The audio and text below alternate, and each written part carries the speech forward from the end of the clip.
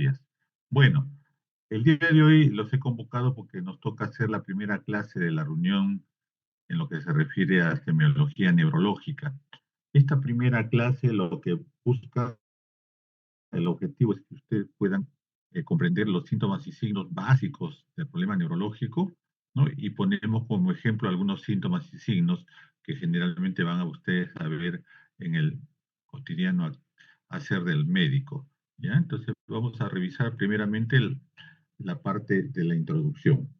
Eh, Dice acá, la historia del examen neurológico, al igual que cualquier historia médica, es un examen sistematizado, cuidadoso y detallado, ¿no?, de los datos ofrecidos por el paciente. Solamente para recordarles la importancia de la historia clínica, ¿no? La definición que ustedes tienen de historia clínica, hay varias, hay muchas, seguramente en la clase de primera teoría también las han dado, ¿no? Y hemos visto acá con relación a la historia clínica neurológica que sigue siendo un documento médico legal y que contiene todos los datos psicobiopatológicos de un paciente. Ojo que estoy hablando de la historia neurológica, ¿no? Como ustedes saben, tiene que ser detallada, debe ser clara, debe ser precisa, ¿no? Debe hacer una narración ordenada de los datos que ustedes van a manejar, sistematización de la historia clínica, y por supuesto, ¿no? Debemos tener en historia clínica mucho cuidado con los antecedentes personales y familiares. ¿Por qué? Porque la historia clínica neurológica muchas veces depende de los antecedentes propios del paciente y de los familiares. Lo vamos a ver más adelante. Alguien dijo que ¿no?, la historia clínica es el arte de oír, de ver, de entender y de describir la enfermedad humana. La historia clínica, ¿no?, de neurológica tiene eh, especialidades, no tanto, sino en qué momento del problema neurológico, porque ustedes saben que el problema neurológico puede aparecer súbitamente en cualquier momento y lugar. Por lo tanto, tenemos que la historia clínica puede ser de emergencia, puede ser consultorio externo, puede ser de hospitalización. De repente, el paciente se agrava en un estado emocional, neurológico en el domicilio, ¿no? Puede ser una historia en ambulancia, puede ser un procedimiento intervencionista de urgencia, ¿no? Una punción lumbar y rápidamente y tengo que hacer la historia clínica. Por lo tanto, la historia clínica neurológica puede ser hecha en cualquier momento de la necesidad que tenemos de los pacientes, que generalmente son problemas críticos, ¿no? Y según el paciente que tengamos, la historia clínica puede ser geriátrica, puede ser pediátrica, puede ser paliativa, entre otros. Pues bien, eh, la esfera neurológica es importante hacer una buena semiología general. Claro que sí. Miren ustedes que ya estamos casi al final de lo que es la semiología y hemos hecho primero la general, respiratorio, cardiovascular, hemos hecho eh, digestiva, urinaria y ahora estamos ingresando a las neurológicas. Y tiene un concepto y tiene una importancia que debemos conocer previamente todo nuestro organismo para poder entender lo que es el aspecto neurológico. Por eso se dice, ¿no?, que para hacer una buena historia neurológica tenemos que haber hecho una buena semiología general, ¿no? Porque el problema médico neurológico pareciera ser algo más complejo que los otros sistemas, ¿no? Entonces, la historia clínica, por eso, de tipo neurológica, la estamos haciendo casi al final, ¿no? Pues bien, la historia clínica neurológica tiene propósitos. Claro que todas las historias clínicas que hemos desarrollado tienen propósitos, pero acá hay, en relación al aspecto neurológico, lo que trata dentro de la historia es detectar la presencia o ausencia de algún trastorno en la esfera neurológica, localizar el grado y extensión de la lesión. La gran mayoría de los problemas neurológicos se producen por una lesión, ¿no? Establecer un diagnóstico desde el punto de vista etiológico y fisiopatológico de la lesión, ¿no? La fisiopatología la hemos ido revisando en las diferentes rotaciones de todo lo que es la parte valorativa de todo el cuerpo humano, y en la parte neurológica, lógicamente, todo nos conlleva a buscar un agente etiológico que corresponde a los siguientes ciclos que van a hacer ustedes, medicina uno, 2, ¿no? La historia clínica nos debe orientar hacia la terapéutica adecuada. Tenemos historia clínica, tenemos diagnóstico y finalmente nos orienta hacia lo que debemos hacer con el paciente. Y finalmente, en lo que se refiere a la parte neurológica, desde el primer momento, con el diagnóstico hecho, lo que vamos a buscar es pronóstico y el grado al cual cierta parte del sistema nervioso puede estar rehabilitado. En el problema neurológico, muchas veces los pronósticos no son buenos. Hay limitación al final del tratamiento y quedan secuelas neurológicas. Y por lo tanto, esas secuelas neurológicas tienen que buscarse su rehabilitación para que la misma desaparezca, ¿no? Entonces, la parte neurológica es muy importante.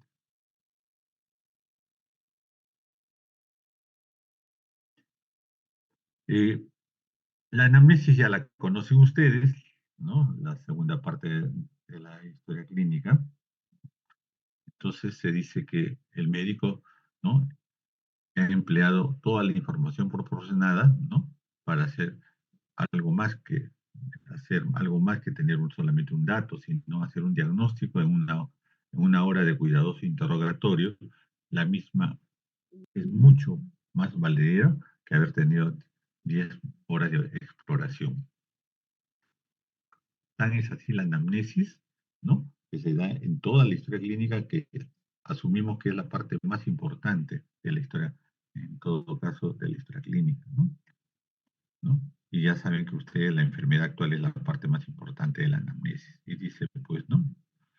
Una hora de cuidadoso interrogatorio, de conversar con el paciente, es más valedero que 10 horas de exploración. La anamnesis, como ya saben ustedes, puede ser directa e indirecta, ¿no? Debemos revisar la identificación del paciente, eso también ya lo saben, solamente estoy colocándolos para recordarles, ¿no? Debemos tener mucha importancia en los antecedentes, ¿no? Tenemos los antecedentes personales, no patológicos, los patológicos, los familiares, ¿no? Todos estos, ya ustedes saben la sistematización de la misma. Hay enfermedades en la cual el riesgo de padecer la misma viene del aspecto familiar. Por lo tanto, hay que registrar las enfermedades presentes y pasadas de nuestros padres, de nuestros abuelos, ¿no?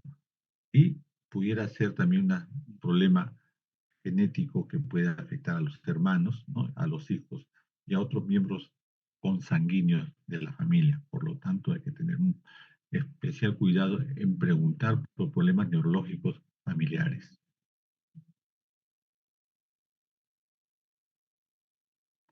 Eh, Cuando hablamos de antecedentes familiares, estamos hablando que si encontramos patologías neurológicas en la familia, pudieran ser factores de riesgo para que el paciente los tuviera también.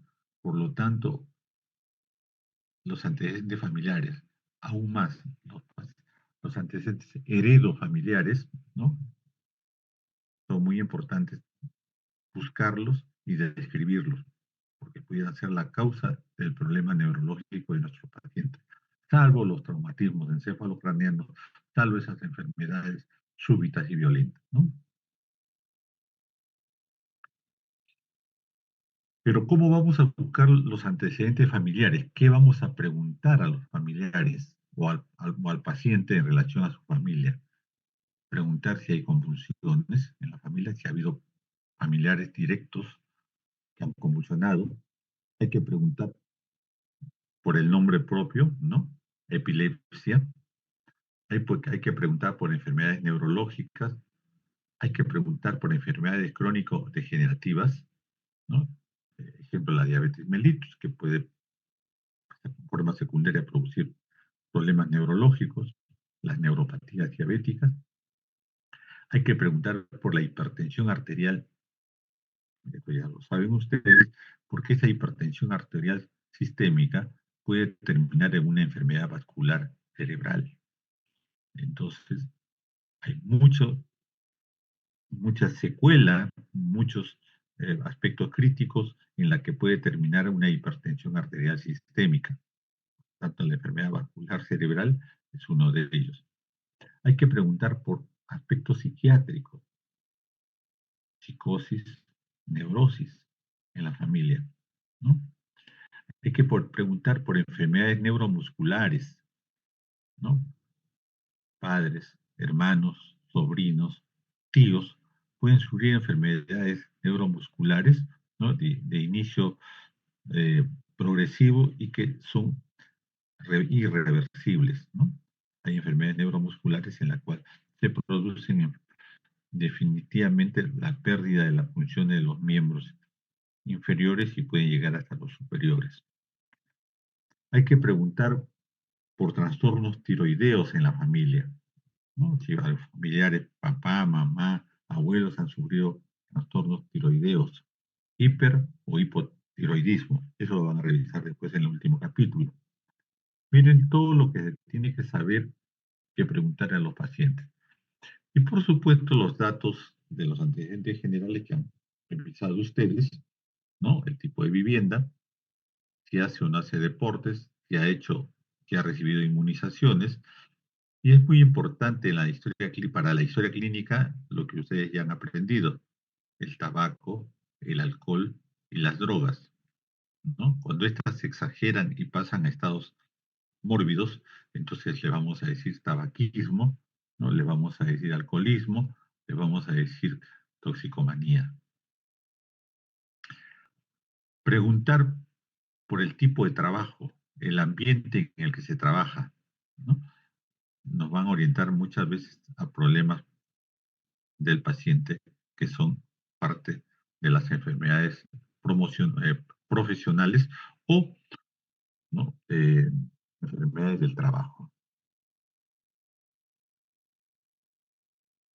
Pues bien, nos vamos sobre los antecedentes personales del paciente y qué es lo que debiéramos preguntar del paciente, si ha sucedido o no hospitalizaciones anteriores, si ha producido enfermedades en la infancia, si ha habido enfermedades quirúrgicas y no quirúrgicas.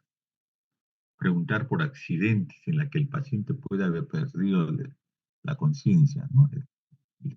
Por minutos o por horas, ¿no? Los traumatismos, las fracturas, todos estos actos violentos que pueden haber afectado la masa encefálica, las transfusiones sanguíneas, las alergias, ¿no?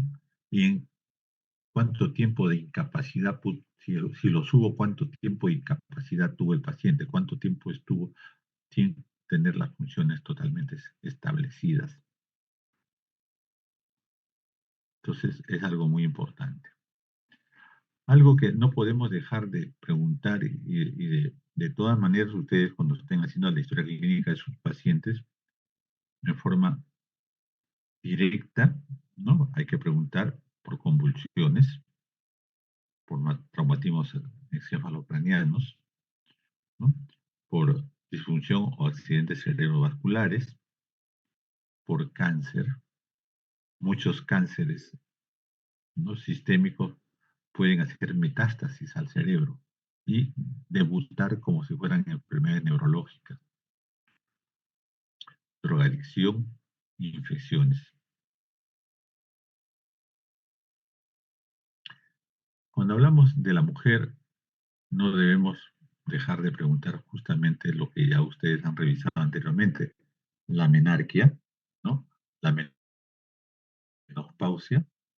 Debemos preguntar por la fecha de última regla, debemos preguntar por la duración de las mismas, buscando la anemización de la paciente, ¿no? Reglas, menstruaciones muy prolongadas pueden crear problemas de anemia, ¿no? Y disminución de la, eh, del metabolismo cerebral, por lo tanto. Entonces, todo esto es muy importante desde el punto de vista neurológico. La información de los embarazos es muy importante porque la paciente puede haber hecho eclampsia o preeclampsia, cualquiera de las fases de la hipertensión arterial obstétrica. Los métodos anticonceptivos. Las pacientes que utilizan anticonceptivos orales, estrógenos, ¿no? Están más expuestos a tener disfunción cerebrovascular, ¿no? Preguntar por los antecedentes evolutivos del Papa Nicolau, la mamografía, los procedimientos ginecológicos, si lo sabido o no, porque patologías neoplásicas pueden hacer metástasis al cerebro. Y hemos ido a ver al paciente con problemas en el cerebro y no hemos detectado la forma primaria del problema ginecológico. La enfermedad actual, que es la parte más importante de la anamnesis, ya ustedes saben la metodología de su revisión y cómo hay que manejar la historia del tiempo, ¿no? La evolución del tiempo de la enfermedad.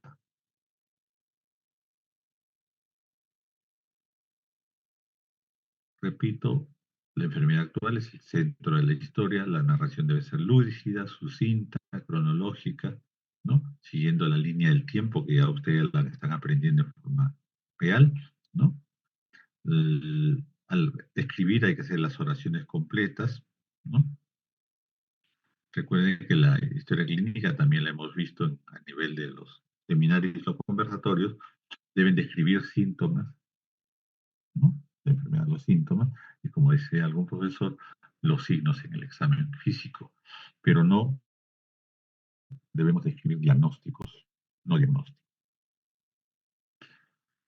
Pues bien, con estas recomendaciones de cómo comenzar a construir la historia clínica, vamos a pasar a algunos síntomas que existen desde el punto de vista neurológico.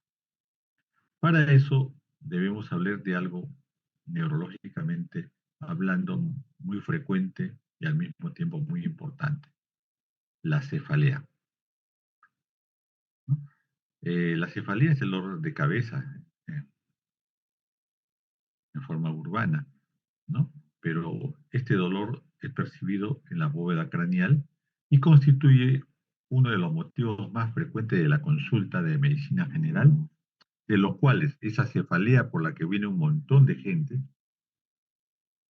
predominantemente más mujeres que varones, solamente en el 1% de los casos reviste gravedad. El 99% de los casos pueden ser manejados por medicina general. En la gran mayoría de los casos, las cefaleas, ¿no?, constituyen el término final de una contracción sostenida de los músculos. ¿Y de qué músculos? De los músculos oculares y los músculos cervicales. Son oculares, va a haber cansancio visual. Si son cervicales, va a haber cefalea tensional, ¿no? Vamos a seguir valorando esta cefalea. En líneas generales, en forma puntual, ¿no?, la cefalea se produce por tracción de las estructuras encefálicas, por decir una lesión intracraneana que ocupa un espacio y puede producir tumores o hematomas, pudiera no doler, salvo que produzcan expansión de la caja craneal y por lo tanto no sea ese espacio lo suficiente para eh, concebir los problemas inflamatorios y por lo tanto se producen cefaleas intensas. También hay cefaleas, ¿no?, desde el punto de vista fisiopatológicos, por cambio de presión intracraniana, ¿no? Un paciente que ha sido sometido a un diagnóstico del laboratorio mediante una punción lumbar, transitoriamente, eventualmente puede conllevar a una cefalea inminente y el paciente viene a buscar atención de urgencia y si no hacemos la pregunta qué tipo de maniobra se hizo, pudiéramos nosotros equivocar en el diagnóstico inicial. La punción lumbar pudiera ocasionar cefaleas intensas. Y la punción lumbar, ya ustedes saben, que se hace para buscar diagnósticos etiológicos. Las punciones lumbares también se pueden hacer para colocar anestesia, para cirugías por debajo de la cintura, ¿no? En la región lumbar, básicamente. La cefalea, entre otros términos, aparte de la contracción muscular que es la que sufre, puede producirse alteración de los vasos sanguíneos, y por lo tanto se puede producir arteritis temporal, se puede producir dilatación cuando está expuesto a drogas, tracción por tumores y hematomas subdurales y la migraña que no tiene causa conocida. Ahorita lo revisamos.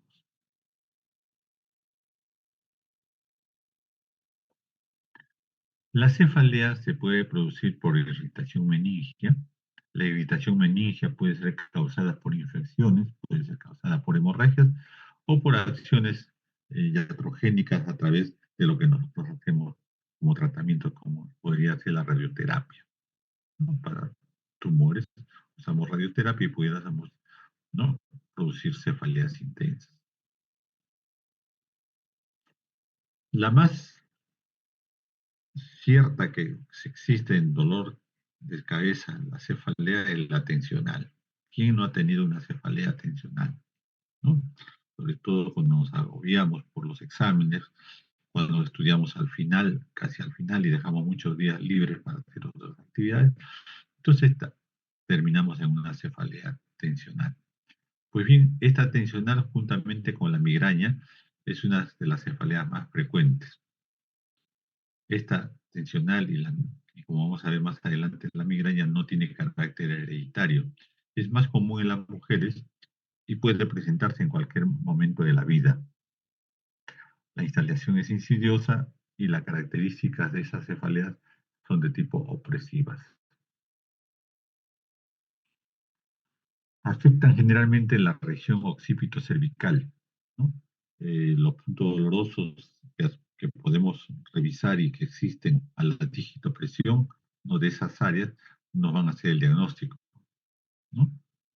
Eh, Puede ser que estas cefaleas se vuelvan una enfermedad postrante cuando existe permanencia de lo que lo ocasionan, ¿no? El estrés, el cansancio pueden ser los factores que conlleven a una cefalea tensional de largo tiempo.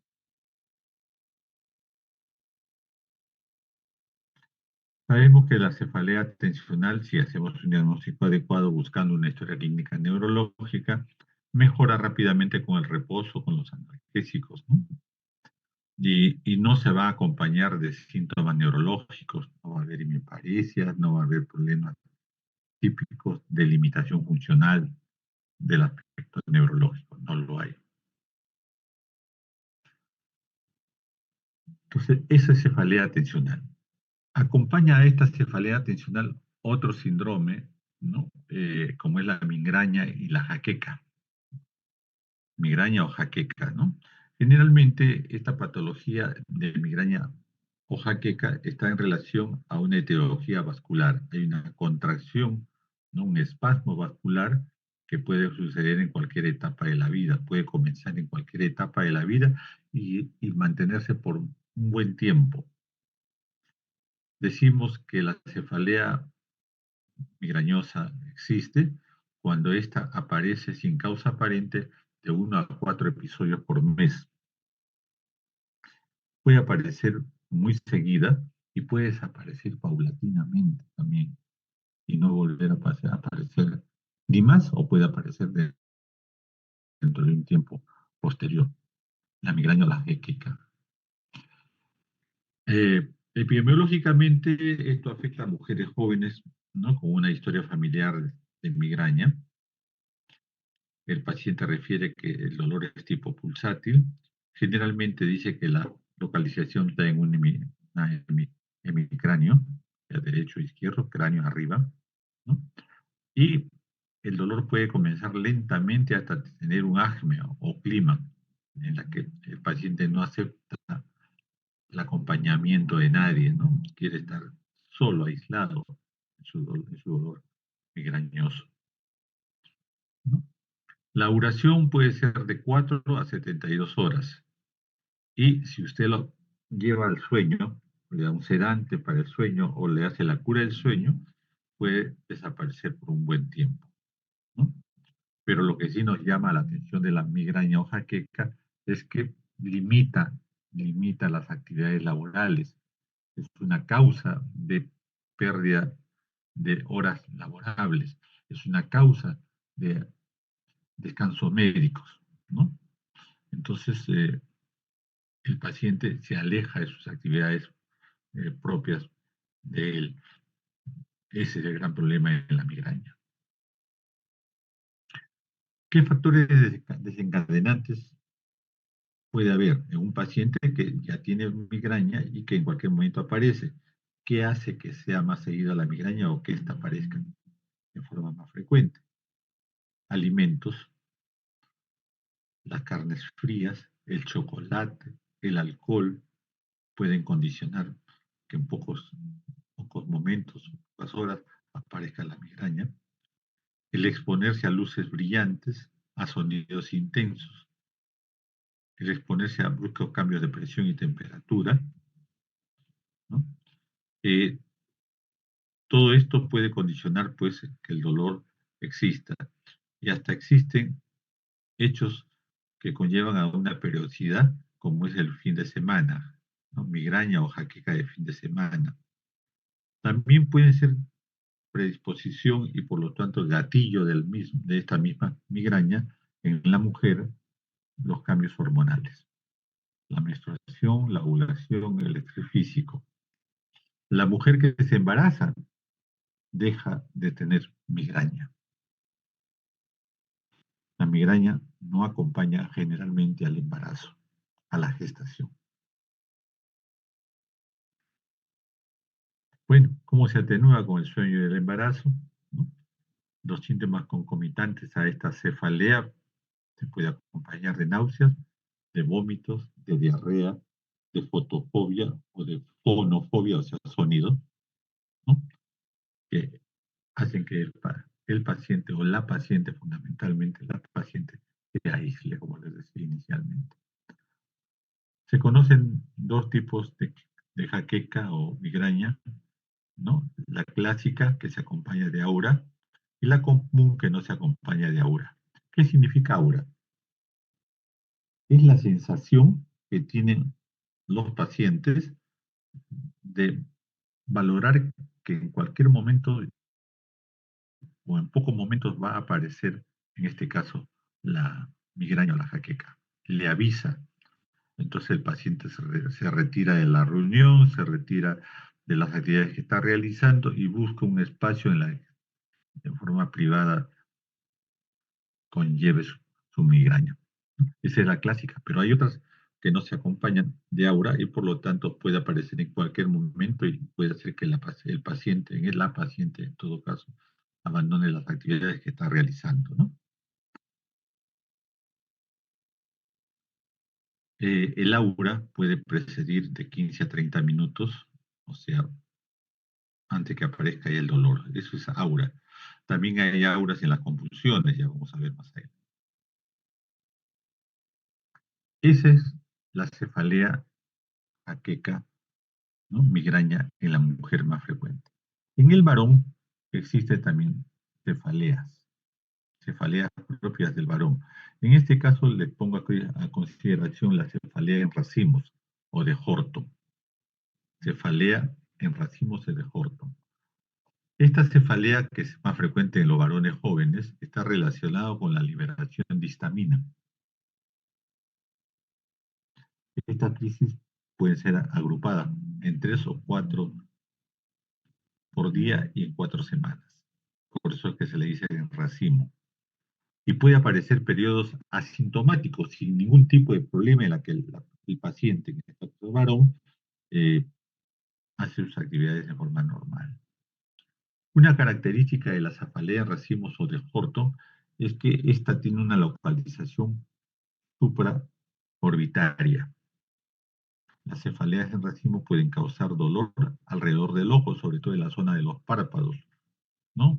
Al lado de las cejas puede haber un cambio de de coloración de tipo irritativa, puede acompañarse de lagrimeo, puede haber congestión nasal, ¿no? Y todo esto acompaña a ese dolor que es localizado en las zonas supraorbitaria fundamentalmente, ¿no?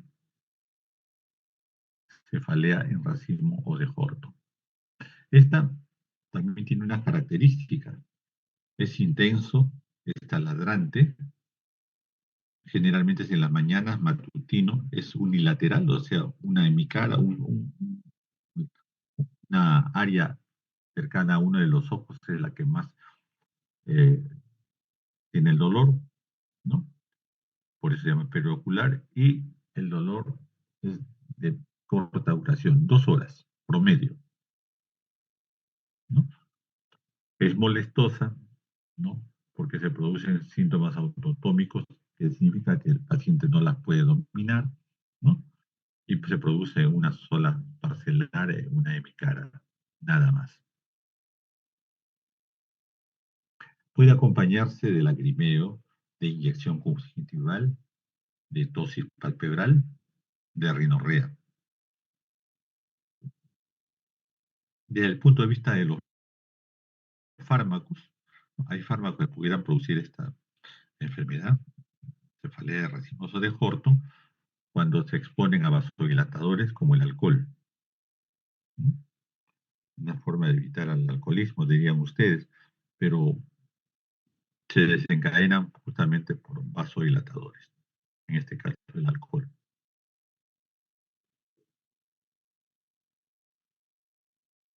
Otros síntomas, signos que puede tener un paciente desde el punto de vista neurológico son las convulsiones. Paciente que viene a la consulta médica porque ha convulsionado recientemente por primera vez o que ha convulsionado en varios episodios y ya fastidia a la familia y por lo tanto buscan atención médica. En todo caso diremos que las convulsiones son accesos de movimientos musculares de más o menos violentos, generalizado en la mayoría de casos, involuntarios, y que un buen grupo de personas hace produce la pérdida de la conciencia. El paciente no se acuerda que ha convulsionado. Puede haber el típico gran mal, las convulsiones del gran mal, que son crisis generalizadas tónico-clónicas. Puede haber también crisis parciales, simples, en la cual el paciente no pierde el estado de conciencia muchas veces, pero se da cuenta y observa cómo cierta parte de sus miembros comienza a temblar, a irritarse y producir las convulsiones, generalmente a predominio distal, a manos, a predominio de los músculos de la cara, convulsiones. Las convulsiones se dice que se produce en la gran mayoría de casos porque un grupo neuronal cortical hace una descarga espontánea en forma anormal y excesiva. Estas convulsiones pueden durar segundos o minutos. En todo caso, duran todo lo que es necesario para que se agoten las reservas metabólicas neuronales. Más adelante ustedes van a revisar el gran mal, el petit mal en la fase clínica de lo que estamos conversando. En este momento estamos comenzando como síntomas y signos, ¿no? El hecho de las convulsiones. Les decía solamente para conocimientos de lo cual ya muchos de ustedes saben, la epilepsia. La epilepsia es una condición clínica que se caracteriza por trastornos paroxísticos recurrentes denominados crisis epiléptica. Existen de los más básicos, elementales, ¿no? Generales breves, hasta las que pueden crear trastornos no solamente neurológicos, sino digestivos, ¿no? Pueden durar, como decíamos inicialmente, de segundos a minutos, ¿no? Y trastocan todo el comportamiento de esa persona y muchas veces trastocan el comportamiento familiar también, ¿no? Y, y no se sabe en qué momento va a suceder. Se da antipilépticos, se dan anticonvulsivantes, evitando que suceda, y pareciera que ha desaparecido, pareciera que ya no va a volver a aparecer un mes, 2 meses, ¿no? Un año, 2 años, y de repente vuelve nuevamente, ¿no? Hay una clasificación, ¿no? La epilepsia sintomática y la epilepsia idiopática. En la sintomática, la recurrencia se debe a alteraciones estructurales cerebrales, y en la idiopática por tendencia constitucional genética. Se dice, se recomienda que los pacientes que tienen convulsiones de este tipo, ¿no? Parkinsonianas, no debieran tener hijos, porque hay una buena disposición genética a que los hijos también convulsionen. No debieran tener hijos. Pero a veces nadie le dice al paciente, y el paciente, o a sabiendas, tiene pareja, no le cuenta nada, se casan y todo lo demás, y después se dan cuenta que el paciente en su soltería era convulsivante, epiléptico, pero no debiera, para que no siga pues esta tradición bíblica de la epilepsia. Muy bien, otro síntoma es el síncope. Ya creo que lo hemos revisado en cardiovascular, pero es bueno decirle que es un cuadro de pérdida súbita de la conciencia porque hay una disminución temporaria del flujo sanguíneo cerebral con una recuperación espontánea, ¿no? Rápidamente se recupera el paciente. Generalmente conocemos el síncope vasovagal, ¿no? Que es el más frecuente, y está asociado a estados emocionales violentos, a crisis emocionales violentas, más frecuente en la mujer que en el varón. He visto más mujeres, pero no deja de haber varones, ¿no? Se desencadena por diferentes factores: cansancio, agotamiento, emociones, dolor del alma, ¿no? Dolor del pecho, dolor de la vida, el calor, el verano, ¿no? Agobiante, el estar en espacios cerrados, frente a una orquesta, a un conjunto, a un equipo de sonido, escuchando la música que aparentemente le agrada, y de un momento a otro comienza a obtener el síncope. El aire viciado, ¿no? Aire, todo el mundo pide aire para ese paciente, ¿no? Para la persona que sufre el síncope vasovagal. Eh, Durante esta etapa tan corta de este síncope vasovagal, si usted tiene a la mano el tensiómetro, le toman la frecuencia cardíaca y miran las pupilas, ¿no? Van a tener ustedes hipotensión, bradicardia y diaforesis. Solamente que el médico generalmente llega ya minutos después, y estos momentos de corta duración pueden ya no estar presentes y el paciente ya está despierto, ya está lúcido nuevamente.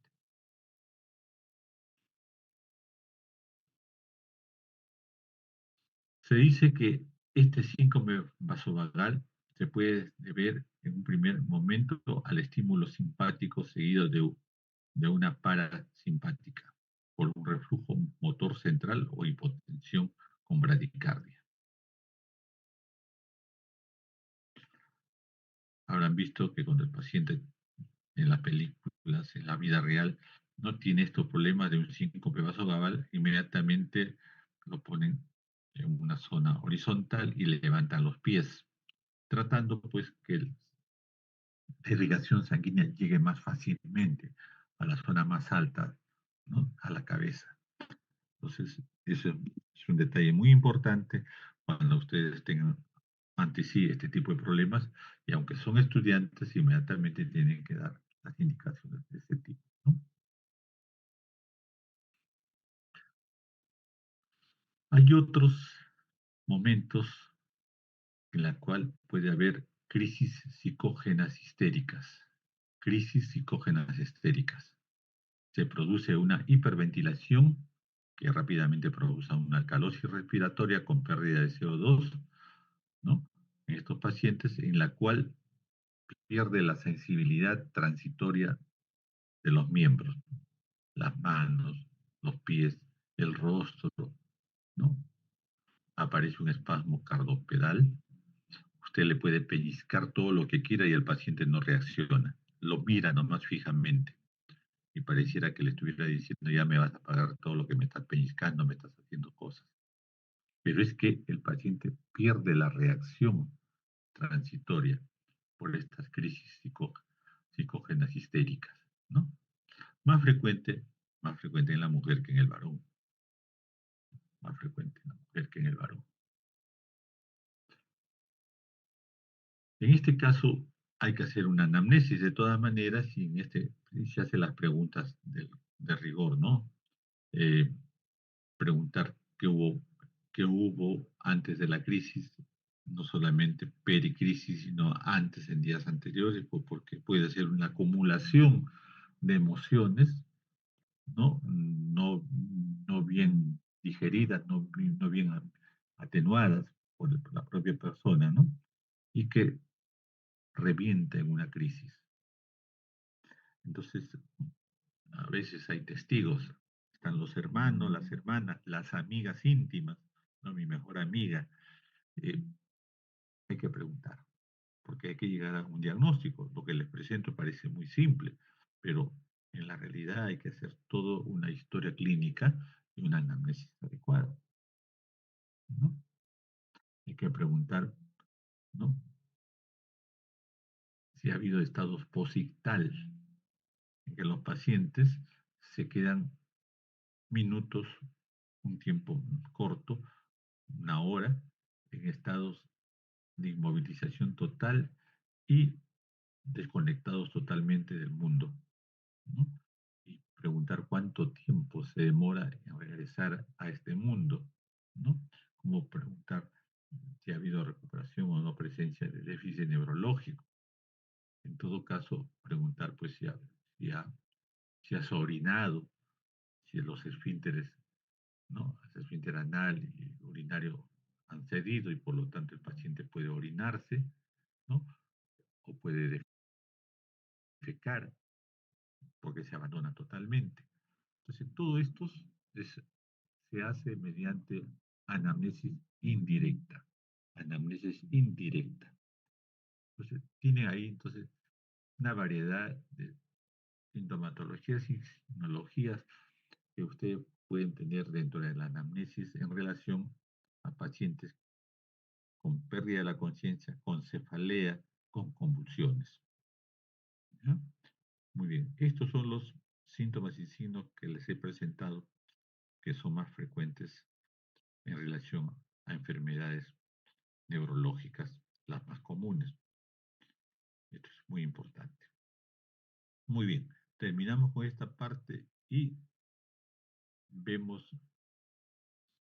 signos motores, signos perspectivos y otros signos neurológicos en lo que se refiere a al temario de vocabulario. En la parte neurológica tiene mucho vocabulario. Es una frase o una palabra nos está diciendo una clase teórica.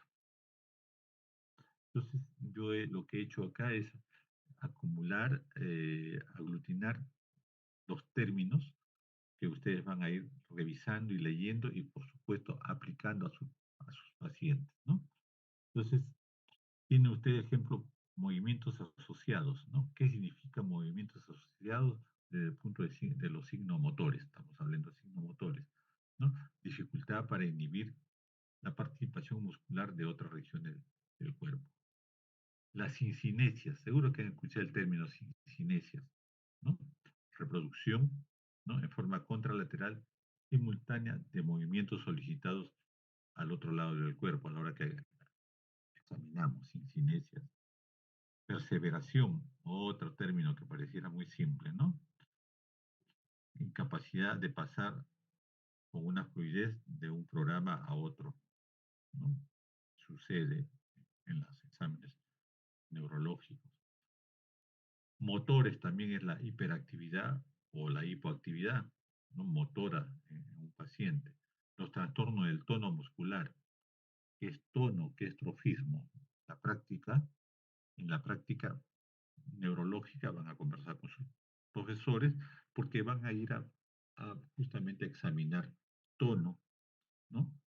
Voy a ir a tono muscular, trofismo muscular, voy a ir a examinar. Entonces tengo que diferenciar entre tono y trofismo, ¿no? Ahí les estoy dejando la parte de lo que significa ataxia digital, ¿no? Pianoteo de las manos, incoordinación y dismetría de la prueba del dedo nariz. La prueba del dedo nariz es una prueba en la que intervienen, ¿no? El octavo par y el cerebelo. Con sus profesores lo van a hacer. Y en su momento de la teoría también se va a revisar, pero acá les estoy colocando justamente el vocabulario para que ustedes vayan acumulando el mismo. Ahí está. Todos los términos neurológicos que pueden ir viendo, ¿no? Motores. También hay signos perceptivos. Ahí están. Agrafestesia, simulognosia, discriminación táctil digital. Tienen ustedes todos los términos. Lo que hemos hecho es hacer un compendio para que lo tengan a la mano, ¿no? En el momento que necesiten justamente definir algo que encuentran en el examen físico, desde el punto de vista perspectivos, ¿no? Entonces, lo más necesario que ustedes tienen que tener a la mano para poder desarrollar su historia clínica. Muy bien, es lo que les quería conversar el día de hoy. Y